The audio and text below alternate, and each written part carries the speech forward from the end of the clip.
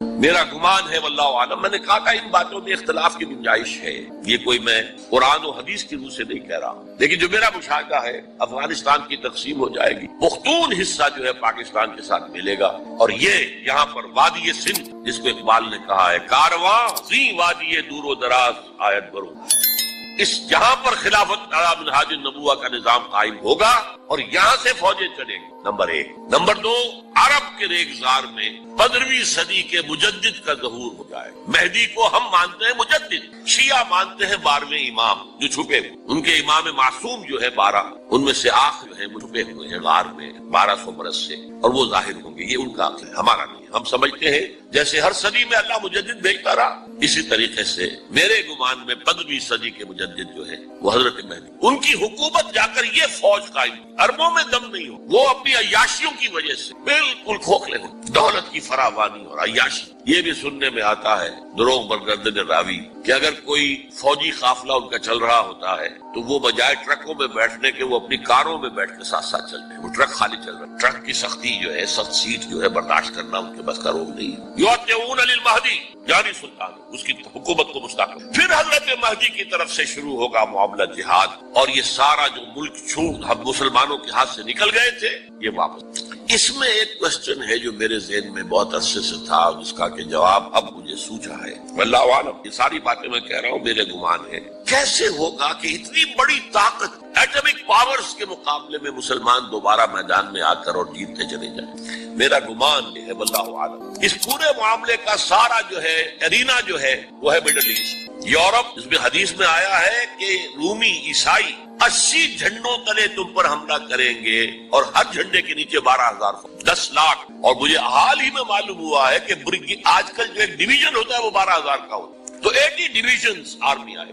لیکن معلوم ایسا ہوتا ہے کہ روس، چائنا، جاپان اور میرے خیال میں انڈیا بھی یہ نیوٹرل رہے گی، نمٹ لو آپس میں۔ تم ابراہیمی قوموں کا جھگڑا ہے نا کہ فلسطین کس کا ہے، مسلمان کہتے ہیں ہمارا ہے، یہودی کہتے ہیں ہمارا، عیسائی کہتے ہیں ہمارا، تو نمٹ لو، سیٹل یور سکورز، لیکن کوئی ویپنز آف ماس ڈسٹرکشن استعمال نہ ہو، اگر وہ ہوئے تو پھر ہم میدان میں آ جائیں۔ میرا گمان ہے کہ ویپنز آف ماس ڈسٹرکشن استعمال نہیں کر سکیں گی مغرب، اور پھر جنگ کے اندر مسلمانوں کے ساتھ جیتنا ان کے لیے جن کو موت عزیز ہے، منحصر مرنے پہ ہو جس کی امید نا امیدی اس کی دیکھا چاہیے، اور وہ مرنے کو تیار نہیں، وہ تو 40,000 فٹ کی بلندی سے نیزی کٹر پھینک سکتے ہیں، نیچے نہیں آئیں گے، اور جب نیچے کچھ اتنے تھے تو جو حشر کیا تھا، تو جو بات کہی تھی رمزفیلڈ نے، ویری ٹینیشیس فائٹ، یہ افغانستان افغان والے جو ہیں یہ تو چمٹ جانے والے ہیں، یہ ایسے جنگجو ہیں، ان سے جان چھڑانی مشکل ہے، جن کے لیے موت سب سے بڑی کامیابی ہے، شہادت مطلوب و مقصود مومن نہ مال غنیمت نہ کشور کشائی، مسلمانوں کا مقابلہ کر سکے، یہ ہے میرا گمان، واللہ اعلم۔ بہرحال پہلا مرحلہ کسی اجمی ملک میں جو میرے نزدیک پاکستان اور افغانستان پہ مشتمل ہوگا، خلافت کا نظام پہلے آئے گا، پھر یہاں سے فوجیں چلیں گی، حضرت مہدی کی حکومت قائم ہوگی، پھر وہ حضرت مہدی جو ہے وہ جہاد کریں گے، قتال کریں گے، اور اس قتال کے آخری مرحلے پر حضرت عیسیٰ علیہ السلام بھی نازل ہو جائیں گے، اور غالباً ان کے ذریعے سے پھر جتنا الیکٹرانک ان کا حساب کتاب ہے وہ ختم۔ حضور نے فرمایا ان کی آنکھوں میں ایسی تاثیر ہوگی جہاں تک نگاہ جائے گی یہودی پگھل جائے، کوئی بہت بڑا لیزر ہوگا، اور ظاہر بات ہے کہ ان کے یہ ہتھیار جو ہے ان کا مقابلہ تو مسلمان نہیں کر سکتے، اور نہ ابھی آپ کو 100 برس بھی یہ سوچ سکتے ہیں کہ کوئی مسلمان ملک اتنی ترقی کر سکتا ہے کہ ان کے مقابلے میں پہنچ جائے ان ہتھیاروں کے معاملے۔ تو یہ اصل میں جو شخص سراپا معجزہ تھا، حضرت عیسیٰ جو ہے سراپا معجزہ، پیدائش معجزہ، آسمان پر اٹھایا جانا معجزہ، خلق حیات، بنایا مٹی کا پرندہ، پھونک ماری اڑنے لگا، احیاء موتا، مردہ کو کہا اٹھو قم باذن اللہ، اٹھ گیا چلنے لگا، مادرزاد اندھے کے آنکھ پر ہاتھ پھیری اور اس کو آنکھیں اللہ نے دے دی، کوڑی کے جسم پر ہاتھ پھیرا اور کوڑ صاف، اس سے بڑے معجزے تو کسی کو دیے ہی نہیں گئے، سراپا معجزہ، وہی آخری جو بھی ہوگا معاملہ اس کے اندر حضرت عیسیٰ کی معجزاتی شخصیت جو ہے در حقیقت وہ فیصلہ کو، میرے نزدیک یہ ہیں وہ چیزیں جس کی بنا پر میں سمجھتا ہوں کہ حالات جو ہے جدھر جا رہے ہیں، حضرت عیسیٰ کے آنے کے بعد 2 نتیجے نکلیں گے۔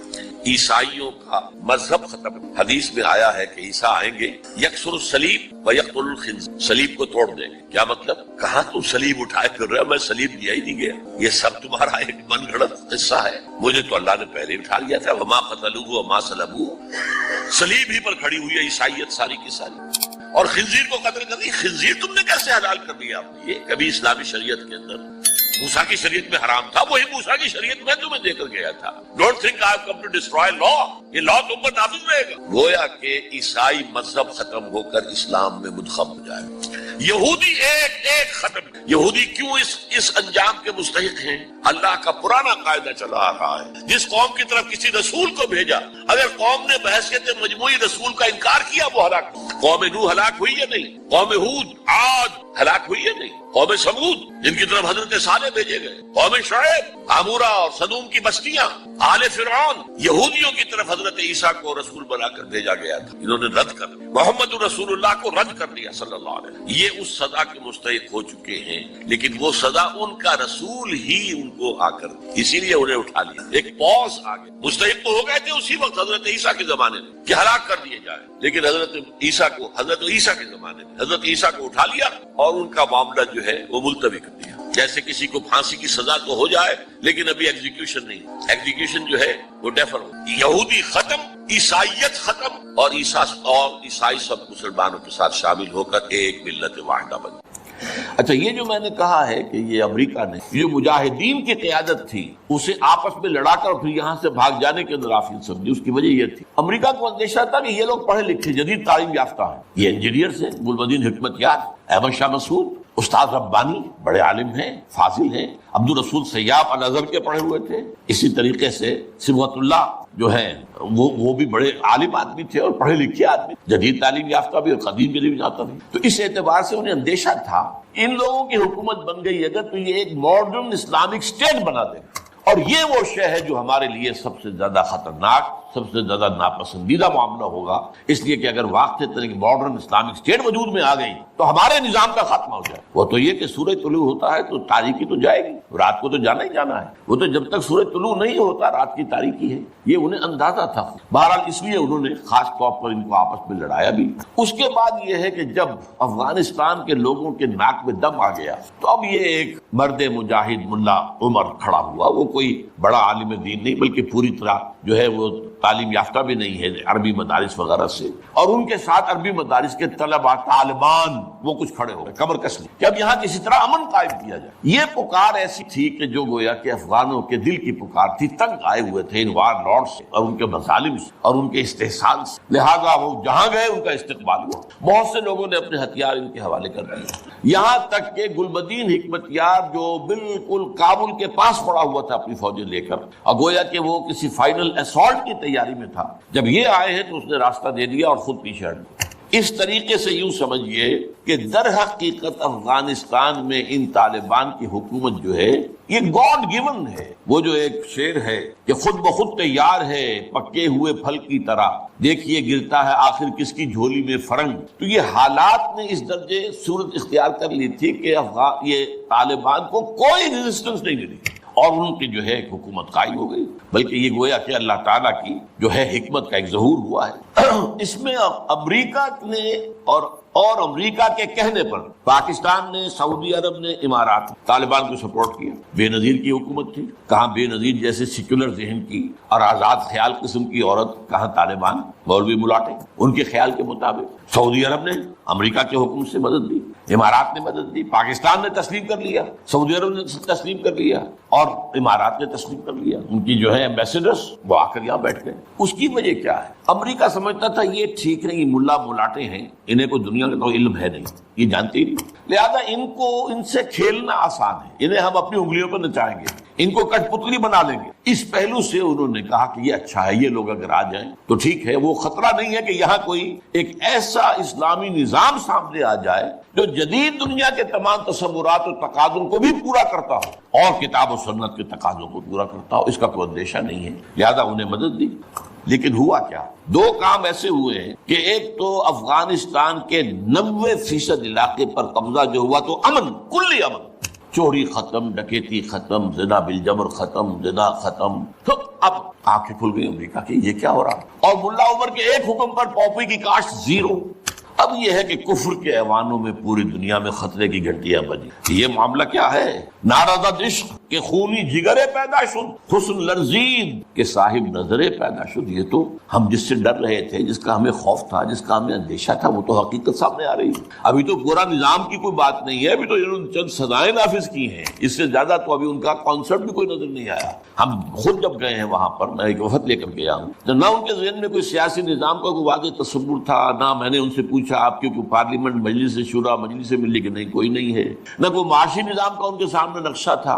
میں نے پوچھا کہ آپ کے یہاں بینک ہیں کہ نہیں ہے، میں نے کہا آپ اپنا پیسہ کہاں رکھتے ہیں، ہمارے پاس پیسہ ہے ہی نہیں. مطلب یہ کہ یہ کوئی نظام کی بات تھی نہیں. لیکن یہ کہ چوری کا ہاتھ کاٹنا، زنا کی سزا دینا، رجم کرنا، قتل کے بدلے قتل علی اعلان میدان کے اندر، اور سر جو ہے قلم کرنا یا سینے کے اندر. ایک صاحب نے جو کہ آئی وٹنس تھے، انہوں نے دیکھا تھا کہ ایک شخص نے ایک دوسرے شخص کو قتل کیا سینے میں خنجر بھونک کر.